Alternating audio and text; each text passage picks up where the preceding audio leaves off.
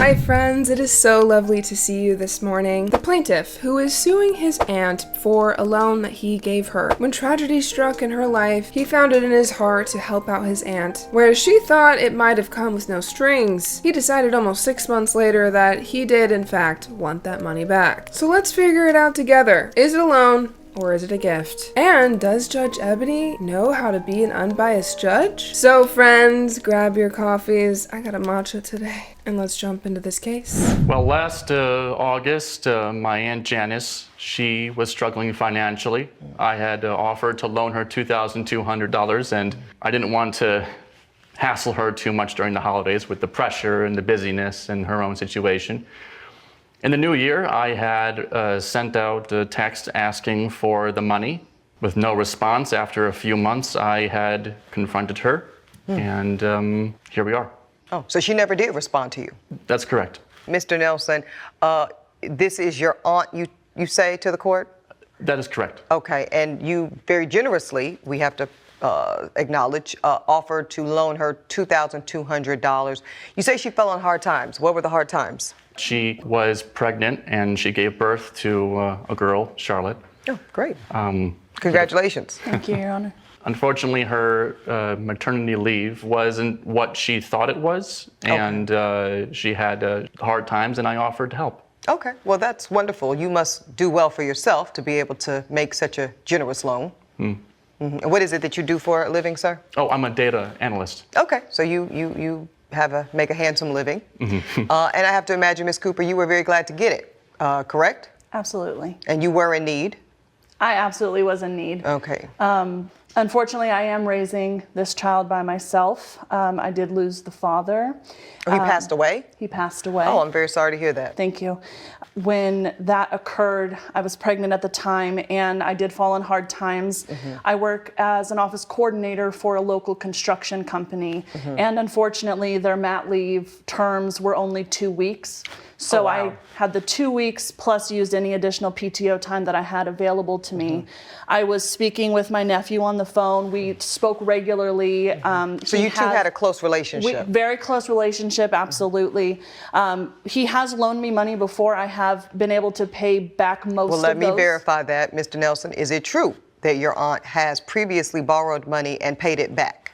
That is correct, Your Honor. Okay, continue, ma'am. So he generously offered the loan after I was explaining to him what was going on. There was never any written payment structure. There was no anticipated date of repayment. Are there any text messages? Let me ask a question here. Are there any text messages or emails or anything to lay out the terms of the arrangement? Not specifically. Mr. Nelson, do you have text messages or anything? I have... Why don't you just give the whole evidence folder, please, to my bailiff, so I can peruse. While I can appreciate your point, Ms. Cooper, that there's no written document around it per se, formalized contract, that doesn't mean that there is not some structure that I can interpret as an enforceable contract, because that's really what we're here today to determine, if indeed a contract of loan and repayment existed, and if you have made good on those terms of repayment. Okay, so first I want to acknowledge that ultimately the $2,200 was sent to you and you did receive it. Correct. Okay, so I do see that verification here. And I have a text thanking gratitude? him, yes. Okay, go ahead and get all of her folder, please.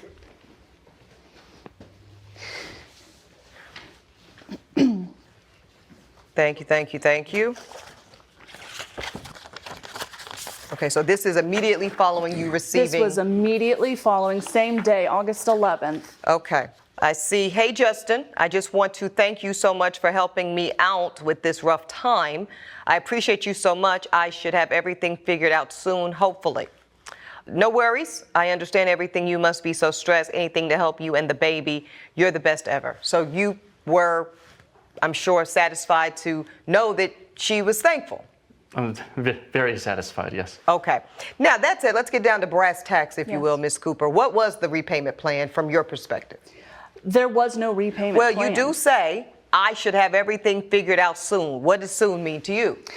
I hope my life is back on track soon after the passing of my husband, after having the new baby. The holidays were coming. And I just want to clarify as well that There was no discussion of repayment until after the holidays when a significant family incident occurred. You're telling me that there was no even expectation of repayment until after the holidays, sir. Is that true? That is correct, Your Honor. Now, this is a tricky situation because, on the one hand, I feel for the defendant. She's going through an incredibly difficult time, and to have a family member step in and help out is incredible. And honestly, he didn't have to do that, but he did, and he even said anything to help you and the baby. Now, typically, if someone says they just want to help out, I feel like that usually comes with no strings, or at least it should come with no strings, because helping someone should be kind of a selfless act, should be doing it and expecting nothing in return, right? And I understand not wanting to breach the topic of repayment around the holidays. That is already a very sensitive time for a lot of families. And considering she just lost her husband and had a baby, yeah, that's gonna be a really, really tough time for her. And part of me is like, my guy, you helped her out, you say you do well for yourself, so why are you trying to get this money back? $2,200 for someone of your tax bracket, I feel like is a little less of a weight than it may be for her. I don't know. I'm under the assumption that if you're lending money to someone, you should be okay with never getting that money back. I'm never going to loan someone money that I myself can't survive without. You know that she's paid you back previously, so it's not like she's some slum who doesn't know how to manage her money, never pays you back. I mean, she's been good on her word for so long, and now you decide that because she didn't pay back $2,200, you're gonna take her to court over it. It seems a bit excessive to me, especially considering the fact that she accepted the money with no talk of paying it back until months later, which I feel like is extremely unfair. Holidays come. What is this incident? I'll start with you. So the incident, Your Honor, if I may, I feel like this should be my... Oh, you want to tell me about the incident? Yeah. Okay, well, go ahead, proceed, sir, and then I'll hear from you, ma'am. Go ahead. Thank you. This is something that I've been trying to work my way up to for a few years, but last Christmas I had come out to my family. You came out to your family as gay for the first time? Yes. And who is family? Parents? My family was my mom and my dad, and my Aunt Janice happened to be there as well. And how was that received, sir? It wasn't received well. I tried to maybe talk some sense into them because they thought it was a joke at first. Oh, wow. And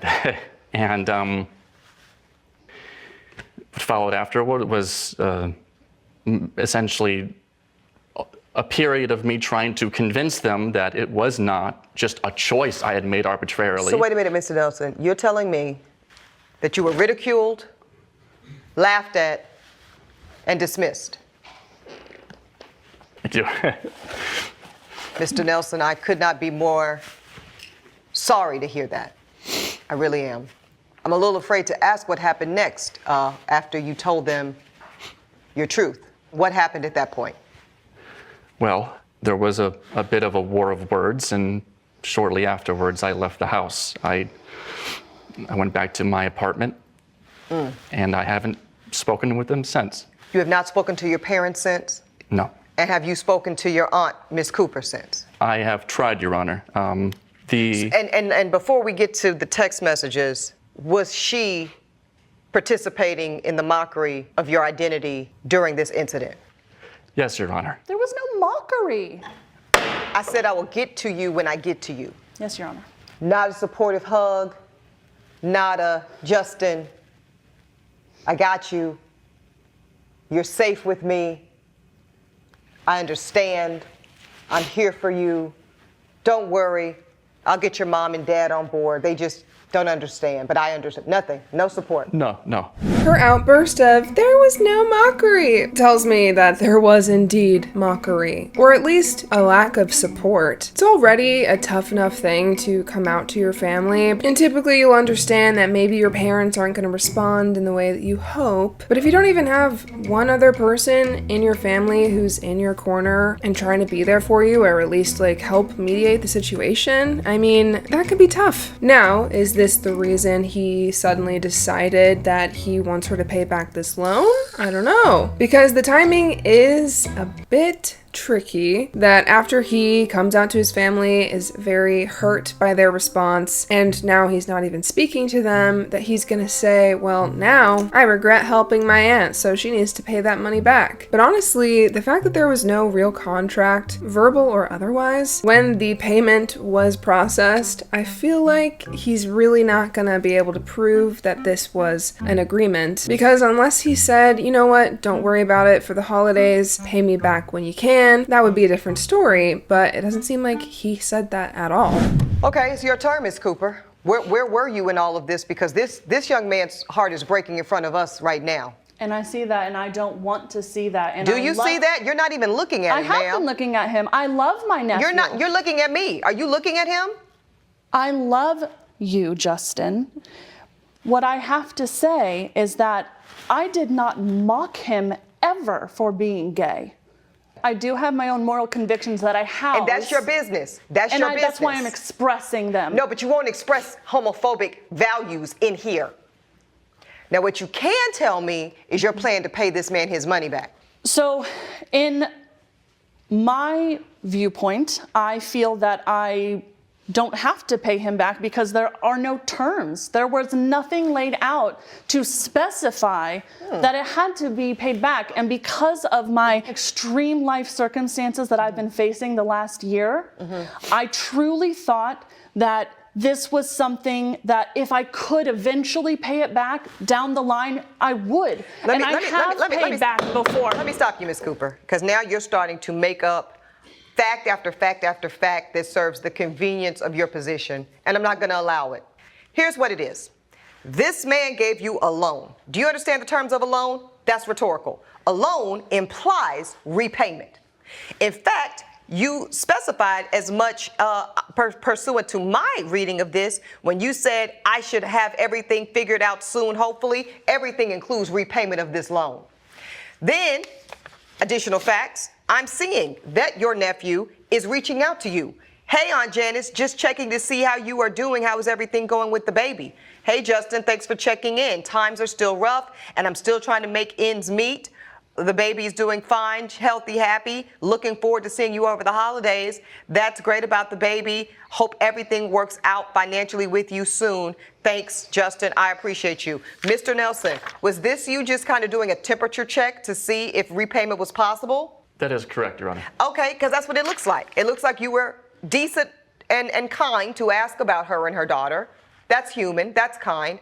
But also, what you got on it? Objection, leading. Judge Ebony, she really doesn't try to hide her bias whatsoever in her cases, because she quite literally led him to saying, yeah, that was definitely what I was doing when I was checking to see how her and her baby are doing. Like, I'm sorry, nowhere in that question of, hey, Aunt Janice, how are you and the baby? Did it seem like he was temperature checking to see where her finances are? Am I wrong here? It's no secret that Judge Ebony is against the defendant. I mean, she already basically told her, you're not going to talk in my courtroom about anything homophobic. However, I do believe that rules for thee, not for me, kind of apply to this because, of course, if you are of the faith that homosexuality is wrong, then you yourself aren't going to do it. But when your nephew, who doesn't have the same religion as you, is gay, that doesn't really have anything to do with you. That doesn't mean you need to start telling him that it's wrong. I mean, that's just my opinion. But I still feel like Judge Ebony was kind of leading him in that question, thus showing her bias towards the plaintiff. Because the initial conversation about the money being loaned, there was no talk of repayment, there was no talk of it being a loan. It literally said, happy to help. That's all. Then we go further.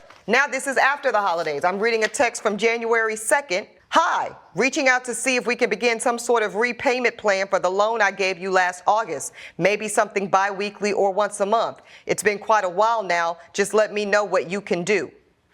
You didn't even respond to it, ma'am. He reaches out to you 3 months later in March, mid-March. So now we're coming up on 9 months, ma'am. And that's when he came to my work. After you didn't respond? In March. Yeah, because he says, I said earlier, Janice, you only have 2 months to figure it out and pay me back or I will sue you. Is that what he told you at work? No, we didn't get that far at work because he blindsided me. It was very awkward and uncomfortable. I thought it was very unprofessional to just show up at my employer. I understand that he might have been frustrated that I hadn't responded. But one could say you didn't give him a lot of choice, ma'am. once again, this does tie back to the fact that because we don't align, I wasn't sure how to communicate. That framing is maddening. You don't align on his full humanity. What are we talking? We're not talking about paint colors, ma'am. You know, I'm gonna have to agree with Judge Ebony on that point, because what do you mean? Because you don't align with him, you can't talk to him? That's the kind of rhetoric that really angers me, because if you can't communicate with people who believe differently than you, then what are we even doing here? What is the point? And especially if you're a Christian, nowhere, and I mean nowhere in the Bible does it say to not talk to people who believe differently than you. And it also doesn't say to judge others for their sin. You know what it does say is love one another. Sounds like a pretty simple rule if you ask me. So using this excuse that because we don't align, I just didn't know how to communicate with him, it's like, girl, come on. We're not talking about the weather. We're talking about your nephew feeling like a safe, full, loved human. That's the only thing y'all need to align on. And I do love him, even if I don't understand. I do love him. I do love you, Justin. That's ma'am, that's conditional. You're telling this court, and more importantly, your nephew, that you only love parts of him. You only love the parts that meet your bigoted circumstances. How would you like that, ma'am? How would you like it if somebody said, well, I love you even though you are a woman. Well, I love you even though you're from America. Those are elements of who you are. And don't you think everybody deserves to be loved for the entirety and not be told that they are loved in spite of their truth? I hear you. I completely understand where you're coming from. Growing up with the beliefs that I did, they're very ingrained. Okay. And my it is not a lack of love, but it is I really wish you wouldn't laugh, because I have loved you my entire life. Ma'am, I don't think he's laughing. I think he's heartbroken. I am too. Yeah, and that's the only reason that I'm trying to also regulate my emotions, because I don't want to condemn you for ignorance that clearly it's becoming more and more clear to me you have been conditioned to adopt. I don't know. I feel like Judge Ebony is really, digging in deep, unnecessarily so. Her husband passed away, she was having a baby, her nephew said, let me help you out, and gave her money. That's what this case is about. And now you've turned it into a lecture on her bigotry and ignorance. Who is this helping? Is shaming her helping her reach a more loving and accepting place? I don't think so. Feels like we've moved so far beyond what this case is actually about, and Judge Ebony is just letting the anger inside her take over in this case. Instead of thinking, let me look at these text messages unbiased, she's putting her own prejudice on it, her own spin on the words, and then leading the plaintiff to agree with her. How does she not see this? It blows my mind. I mean, this case isn't about him being gay. Literally, who cares if he's gay? Who cares? Let me ask you a very personal question, Ms. Cooper. Yes, ma'am. If given the opportunity to be educated on more understanding of a community that your nephew is a part of, I'm talking about the queer community, the LGBTQ plus community, is that something that you would avail yourself to, the education? I would be open. I can't promise anything, but I would be open to the education? Yes, ma'am. Okay, because if there's an opportunity to salvage a family bond here, certainly the world could use it. Yeah. Certainly, don't you even agree, Mr. Nelson, that we could all use a bit more love? We really could, Your Honor. We could, okay. So I'm gonna let y'all figure that part out after court. But I certainly hope y'all can get there, because I do think you love your nephew, and I know you love your aunt. But I don't believe it's fair to ask him to accept your love under condition, ma'am. That's just not right, because I wouldn't allow it for you. See how that works? The same advocacy that I am insisting for him, I would insist for you and anybody else in here. And I would hope somebody would stand up for me.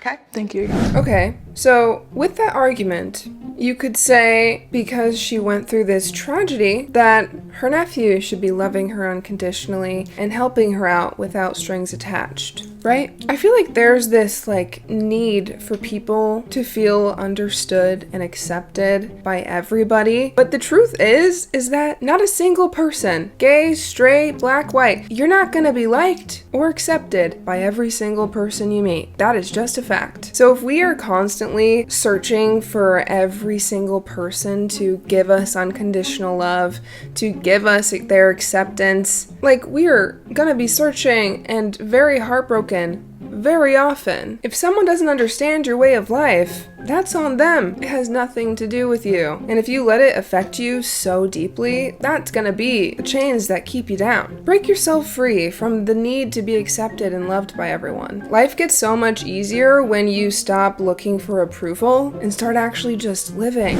All right, let's get to this $2,200. I think I've seen enough facts and I'm ready to rule here. This loan was given in good faith. I do believe, ma'am, that you understood that at some point repayment would be expected. That's what makes it a loan and not a gift. If he had intended to gift you, neither one of y'all would have been talking to me about a loan for the past half an hour. We would have been talking about gifts, but we were talking about loans. Loans have to be repaid at some point.